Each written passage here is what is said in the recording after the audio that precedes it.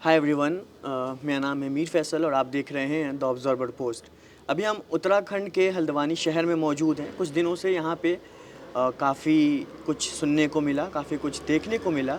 कई सारी चीज़ें यहाँ पे हुई हैं, कई लोगों की अरेस्टिंग हुई, 5 लोगों की जान भी गई। इन सब चीज़ों पे हम बात करेंगे। इसके अलावा सबसे पहले इसको समझने की कोशिश करेंगे जो नुज़ूल लैंड की बात हो रही है और जो हल्द्वानी में 1 साल पहले भी इस तरीके के मामलात हुए थे जिस पे प्रोटेस्ट करने के लिए लोग उतरे थे। इन सब चीज़ को समझने के लिए आज हमारे साथ एक गेस्ट मौजूद हैं जो कि सोशल एक्टिविस्ट हैं हल्द्वानी से, जिनका नाम है रजनी जोशी जी हमारे साथ मौजूद हैं। रजनी, बहुत बहुत स्वागत है आपका अपना कीमती वक्त देने के लिए। बहुत बहुत शुक्रिया जो आप यहाँ पे मौजूद हैं। सबसे पहले आपसे ये जानना चाहेंगे कि आप हमें एक्सप्लेन करें कि जो 8 फरवरी को मामला हुआ वो ये नुज़ूल लैंड की बात हो रही है। नुज़ूल लैंड होता क्या है? मतलब जैसे जो नजूल है, नजूल असल में गवर्नमेंट की ही ज़मीन कहलाती है। उसमें वन विभाग की जगह हो सकती है, नगर निगम की ज़मीन हो सकती है, अलग अलग सेक्शन है। तो जो 8 तारीख की बात आ रही है या जो मलिक के बगीचे की बात आ रही है, तो वो असल में जो है उनके जो दादा परदादा थे तो उनको जो है लीज पे ज़मीन दी गई थी। फिर उसके बाद धीरे धीरे वो 10-10 साल में उसका रिन्यूअल उसको करवाना होता है। तो इस तरीके का वो था। तो ये मलिक का बगीचा जो है सबसे ज़्यादा इसमें, क्योंकि जो पुलिस ने एक्शन लिया है वो मलिक के बगीचे के पास में ही जो मदरसे और मस्जिद थे उसके ऊपर एक्शन लिया है, राइट? तो ये मलिक के बगीचे के बारे में थोड़ा सा बताएं कि ये जाहिर सी बात है अब्दुल मलिक के बारे में आप बात कर रही हैं, तो उनके ऊपर भी जो है अभी नाम काफ़ी चल रहा है कि उनकी अरेस्टिंग होगी। वो मास्टरमाइंड में एक नाम, उनका नाम बताया जा रहा है। तो अब्दुल मलिक की क्या हिस्ट्री है और मलिक का बगीचे की हिस्ट्री क्या है? देखिए, मेरा बहुत ज़्यादा तो उनसे इतना नहीं वो है, पर जो बगीचे का मामला है कि इनके जो दादा थे उनके पास ये ज़मीन थी, फिर इनके पास ट्रांसफ़र हुई और उसके बाद इन्होंने कुछ ज़मीन का हिस्सा बेचा भी है और कुछ में जो है 20 साल पहले जो है मदरसा और मस्जिद बनाया। ओके। हाँ, तो अभी जो है 8 तारीख को वो तोड़ा गया है, तो उसी चीज़ को लेकर विरोध हुआ है वहाँ, जो बवाल हम कह रहे हैं। विरोध तो पहले भी हुआ था। कह सुनने में ये भी आया, जो आम लोगों ने बताया कि 14 तारीख को जो है कोर्ट में ऑलरेडी ये मामला था, लेकिन पहले ही प्रशासन ने वहाँ पे बुलडोजर लेके तोड़ने के लिए पहुँच गए। तो उन्होंने कहा कि हम कोर्ट का कम से कम ऑर्डर तक का वेट कर लेना चाहिए था, क्योंकि कुछ दिन पहले ही उसको बंद कर दिया गया था। उसमें सील लग चुके थे और एंट्री बंद हो चुकी थी। तो जब एंट्री बंद हो चुकी थी तो फिर प्रशासन आखिर क्यों लेकर के आया? इसको ज़रा आप एक्सप्लेन करें, क्योंकि ये चीज़ें समझ में नहीं आ रही कि चंद दिन की और बात थी। इतने सालों से जब आपने सब्र किया तो चंद दिन रुकने में आपको क्या परेशानी थी? और इसका जब सवाल पूछा जा रहा है तो पुलिस जवाब देते हुए नज़र नहीं आ रही है, बचती हुई नज़र आ रही है। हाँ, तो मुझे जो व्यक्तिगत तौर पे मुझे लगता है तो उसमें ये है कि देखिए, इस ज़मीन को लेकर जो है एक मीटिंग भी हुई थी प्रशासन और तमाम तरीके के जो वार्ड मेंबर, इन सारी चीज़ों को लेकर। और जब ये उससे पहले जब यहाँ तोड़ने के लिए गए इस पूरी ही जगह को, तो उसमें जो है उसको सील कर दिया गया था। और फिर ये हुआ था कि भाई 14 तारीख, और मलिक साहब जो है वहाँ भी गए थे, हाई कोर्ट गए और हाई कोर्ट में इस पे बातचीत होनी थी और 14 तारीख को इसमें असल में बातचीत होकर चीज़ करनी चाहिए थी। अब हम ये जो पूरी घटना घटी है या जो बवाल हुआ है, इसको हम प्रशासन का फेलियर मानते हैं। प्रशासन का फेलियर इसलिए, जिस बात को आप भी कह रहे हैं कि भाई जब ये था कि 14 तारीख को इस पर बातचीत होनी है, 14 तारीख को इस पर चर्चा होनी है, तो उसके बाद जो भी होता, एक तो हमें लगता है कि हाई कोर्ट को भी सीधे निर्देश दे देते कि भाई स्टे उस पर लगा देते। जैसे कई लोग कह रहे हैं कि स्टे लग गया था, कई लोग कह रहे हैं कि स्टे नहीं लगा था, केवल बातचीत होनी थी। पर उसके बावजूद भी अगर कोई भी मामला अदालत में चल रहा है तो पहले उसमें जब तक फैसला ना हो तो उसको छेड़छाड़ नहीं किया जाना चाहिए। मतलब मेरी समझ इतनी है।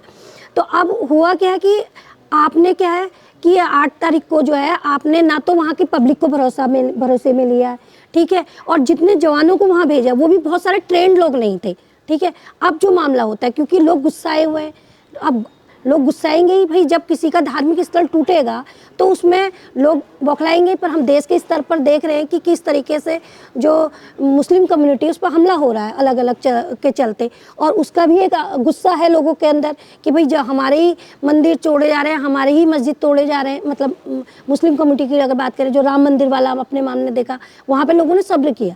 भाई ठीक है, राम मंदिर का मामला है, चलिए कर लीजिए, क्योंकि लोग दंगा नहीं चाहते, लोग शांति चाहते हैं। उस मामले को हम मंदिर जो राम मंदिर है उसके मामले से देख सकता है, अयोध्या वाले से, कि भाई इतनी जगह आपको मिल गई, आप मस्जिद बना लें, ठीक हो गया भाई, कहीं मंदिर बने कहीं मस्जिद बने, लोगों की आस्था का हम लोग पूजा करेंगे।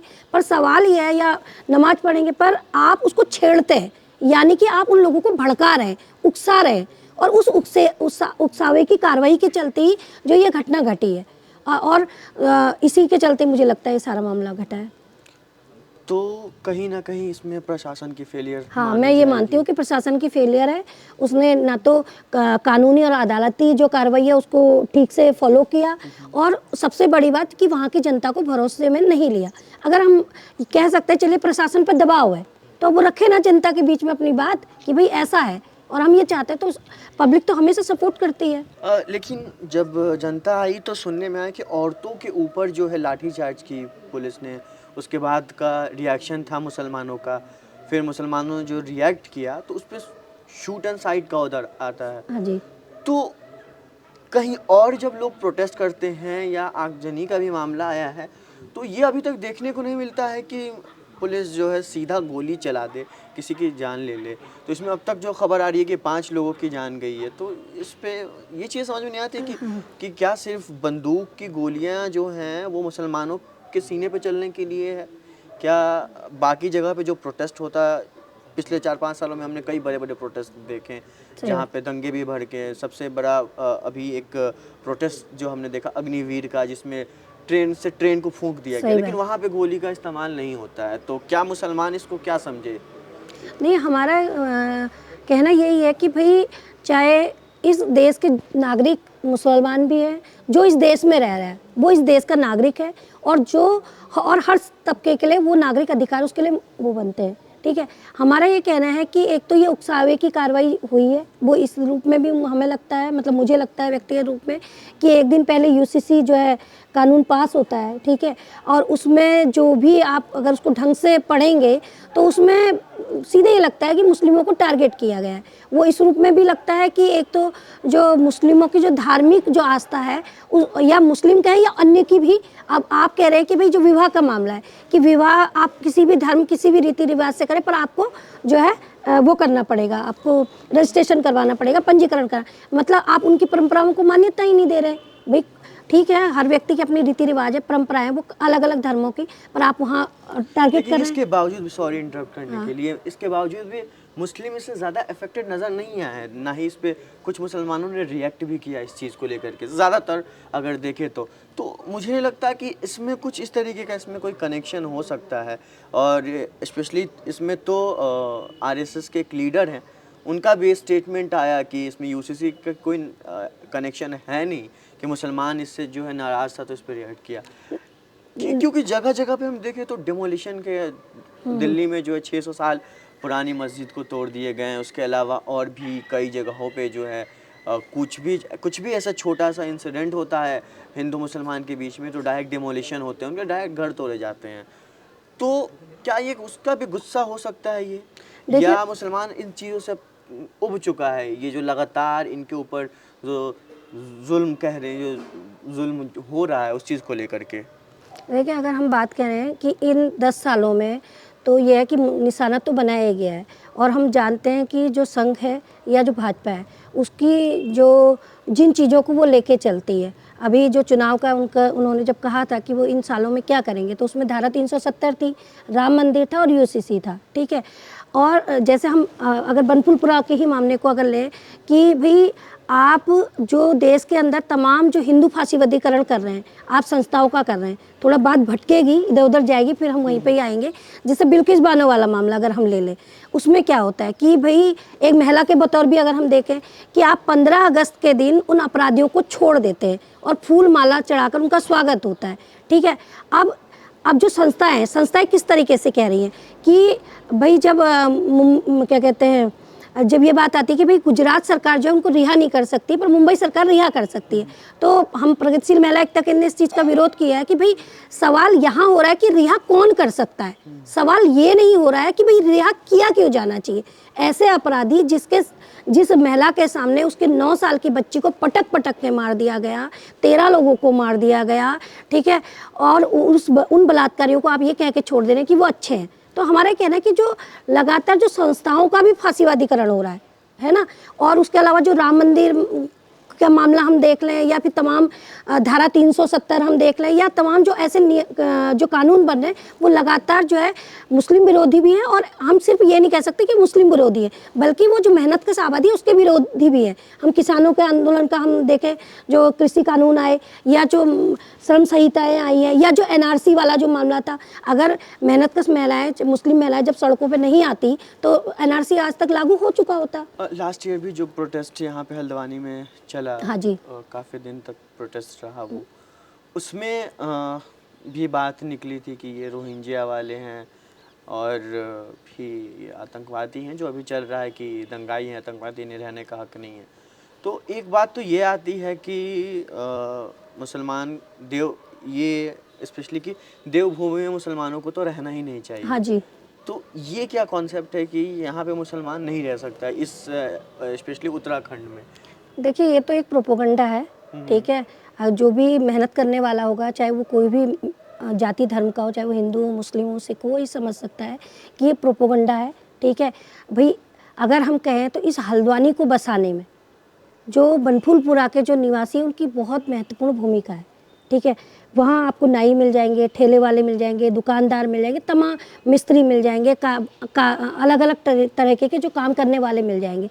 तो बात ये है कि या रोहिंग्या वाला जो बात कही जा रही है, ये सिर्फ जो है लोगों को बरगलाना, और जो उनकी अपनी पॉलिटिक्स है, हिंदू मुस्लिम की जो पॉलिटिक्स है, उस पॉलिटिक्स का ही ये हिस्सा बनता है।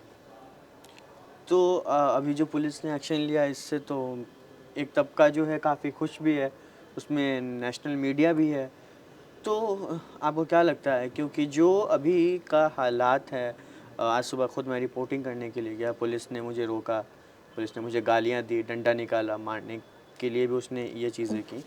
तो ये सारी जो चीज़ें हैं कि मीडिया जो दिखाना चाहती है, क्योंकि एक मेन स्ट्रीम मीडिया, उसको इस चीज़ से तो मतलब नहीं है कि मुसलमानों के साथ क्या हो रहा है, लेकिन एक तबका जो है मीडिया में भी, पत्रकारों का जो फ्रीलांसिंग करते हैं या छोटे मोटे ऑर्गेनाइजेशन रन करते हैं, वो इन चीज़ों को कवर करना चाहते हैं, तो उनको वो एक्सेस नहीं दिया जा रहा है। चारों तरफ से बैरिकेडिंग कर रखा है, एंट्री नहीं है कहीं से। तो आपको क्या लगता है, क्योंकि ऐसा पहली बार हमने देखा कि आपको जो इंसिडेंट के बाद से एक दूसरे साइड की बात आनी चाहिए थी, वो आ नहीं रही है। सिर्फ एक साइड से पुलिस की बातें हैं, वो बस बाहर आई जा रही है, और मीडिया उस पे ही उनके ही बातों को सच मान रहा है। रात में जो है कई महिलाओं के साथ पुलिस ने ज़्यादती की, उनको पीटा, घरों से निकाल करके घरों में तोड़फोड़ की गई हैं, काफ़ी गाड़ियों और प्रॉपर्टीज़, मुस्लिम प्रॉपर्टीज़ को टारगेट किया गया, तोड़ा गया। तो इस पे क्या लगता है आपको? देखिए, मुझे ये लगता है कि जो एक्चुअली मैं थोड़ा सा आगे जाऊंगी इसमें, कि अभी देश के अंदर, ठीक है, एक लैंड बैंक टाइप का बनाने की कोशिश की जा रही है, यानी कि जो मजदूर मेहनत का लोग हैं उनकी ज़मीनें छीन कर देश के जो बड़े पूंजीपति हैं उनको देने का मामला है।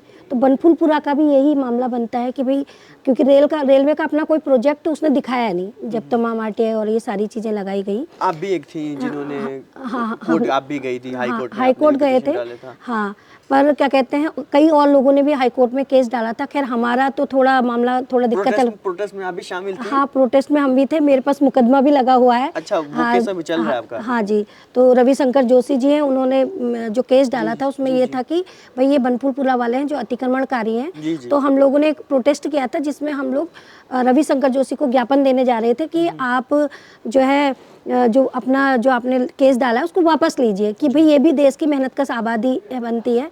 तो अब उसमें क्या हुआ कि झूठा आरोप लगाया गया कि घर में जाके हमने उनको धमकाया है, तमाम सारी चीज़ें की, जबकि उनकी माताजी और बहन हमें मिली और उन्होंने बहुत अच्छे से प्यार से बात करी, पानी भी पिलाया, चाय भी पूछी। पर बाद में जब वो कहते कि वहाँ प्रोटेस्ट मत करना, पुलिस प्रशासन भी हमें रोकता है, तो फिर हम वहाँ नहीं करके बुद्ध पार्क में करते हैं। पर उसके बावजूद भी मुकदमा 4 लोगों में लग जाता है, जिसमें बनफूलपुरा से भी साथी हैं और हम लोग भी, हमारे भी और साथी, जिसमें 4 साथियों पर लगा हुआ है।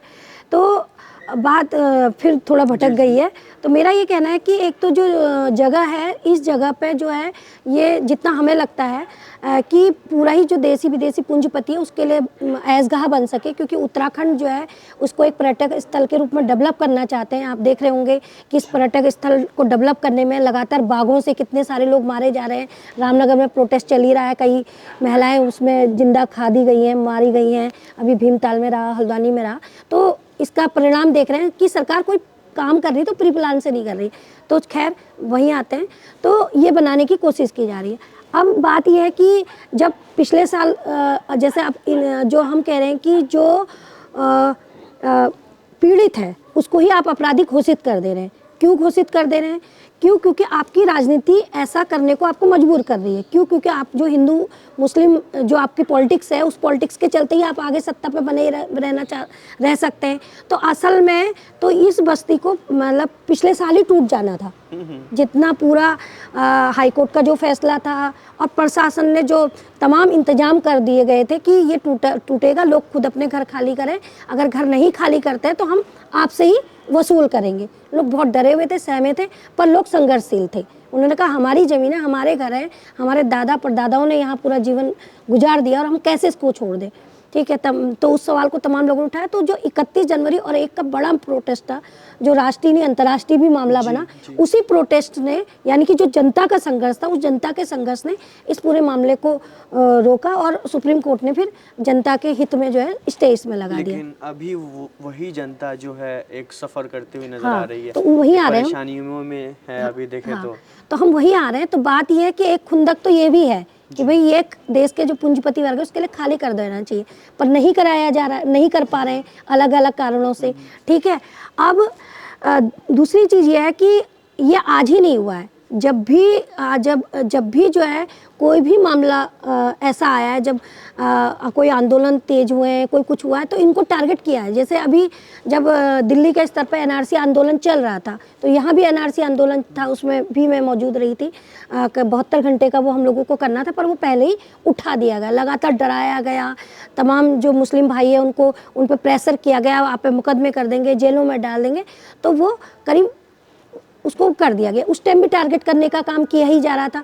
तो हमारा कहना है कि मतलब वो जो उनकी अपनी फांसीवादी राजनीति है, उस राजनीति के चलते सारी चीज़ हो रही है और पूरे ही जो इलाके हैं उसको एक जेल खाना आप बना दे रहे हैं, जबकि वो इस देश के नागरिक हैं। ठीक है, तमाम उनके अधिकार भी इस देश की तरह है और इस देश को और कहें तो हल्द्वानी को बसाने में उनकी महत्वपूर्ण भूमिका है, पर इसको नज़रअंदाज है। पर ये कौन कर रहा है? ये सारे लोग नहीं कर रहे हैं। अगर आप अलग इलाकों में जाएंगे तो लोगों की उनके प्रति सिंपैथी भी है ना। अभी आप देखेंगे कि सुशीला तिवारी में अस्पताल में एडमिट है, मुख्यमंत्री जी आते हैं, भाई देखिए जो पीआरडी के जवान हैं वो भी हमारे ही लोग हैं, हमारे घरों के, हमारे परिवारों के भाई बेटे हैं। ठीक है, और जो वहाँ के आबादी है वो भी हमारे ही अपने ही लोग हैं।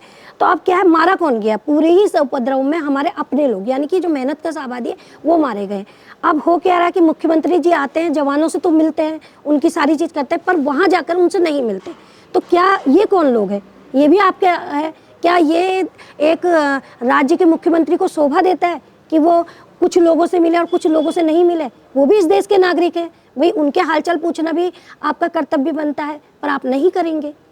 तो ये जो चीज़ है ये दिखाती है कि कैसे जो सरकार है हमारी वर्तमान सरकार, वो किस तरीके का रवैया अपना रही है कि किसी एक वर्ग विशेष के प्रति जो है उसका व्यवहार जो है दोहरा व्यवहार है और इसको प्रोपेगेंडा बनाया जा रहा है। और अगर आप देखेंगे तो एक माहौल अभी तक जो नहीं था माहौल, कुछ दिन पहले तक, अभी हम लोग एक अभियान चला रहे थे कि मोदी सरकार के 10 साल और देश किधर जा रहा है, लोगों से राय मशवरा भी हम लोग कर रहे थे कि क्या लगता है विकास कितना हुआ है, कितनी महंगाई है, क्या है। तो लोग चीज़ों को मान रहे थे और ये भी मान रहे थे कि देश में सारी, पर अब जो हो गया तो अब आप टेम्पो में जाइए, रिक्शे में जाइए तो एक अलग सा माहौल दिख रहा है। पर जब आप उनसे बात कर रहे हैं तो थोड़ा सा समझ रहे हैं, पर आपने दिमाग में डाल दिया है टीवी चैनलों से। अब हम देखें कि आज जो चैनल है उनका भी ध्रुवीकरण कर दिया गया है, यानी कि जो सरकारी संस्थाएं हैं जिन्हें जनता के हित में काम करना चाहिए, वो कहीं ना कहीं उस रंग में रंग चुके हैं, यानी कि फांसीवादी रंग में रंग चुके हैं और उसके तहत काम कर रहे हैं। बहुत बहुत शुक्रिया आपका, आपने अपना कीमती वक्त दिया। तो जैसा कि इसको हम इंटरव्यू को यहीं ख़त्म करेंगे, आपने समझने की कोशिश की होगी कि किस तरीके से मुसलमानों को ख़ास तौर पे टारगेट किया जा रहा है ताकि एक वोट बैंक की राजनीति हो सके। बहुत बहुत शुक्रिया आपका।